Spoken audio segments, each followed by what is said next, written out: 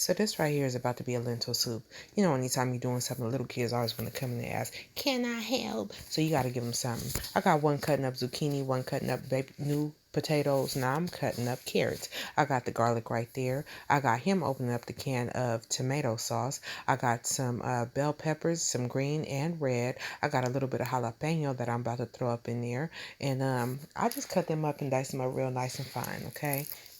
See, potatoes, carrots, zucchini, onion, lentils. Make sure when you is doing your lentils that you wash them off and rinse them off real good before you put them up in there. So right here, you see me take my olive oil. I'm about to saute up them onions, that jalapeno, the bell peppers, the minced garlic, until I get nice color on it.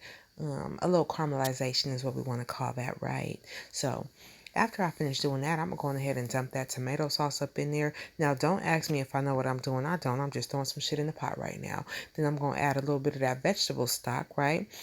Because this is for my son. Anybody, I think nowadays everybody got one of these in the family that all of a sudden decide they don't eat meat no more. So they eat vegan, vegetarian, pescatarian, flexitarian, sometimetarian, whatever it is, right? So you want them to come to the cookout. So you just decide that you're going to throw something in the pot that's going to make them feel good, right? So here it is here. I'll put a little bit of that, shit, this video going a little too damn fast for me, but you saw it. I got some olives right there. I got that zucchini I'm about to throw up in there. I put a little chicken powder stock inside of there. Added some Worcestershire sauce. I added some, little bit of cumin. Well, shit, that's what it is. What else did I add? A little soy sauce. Little paprika.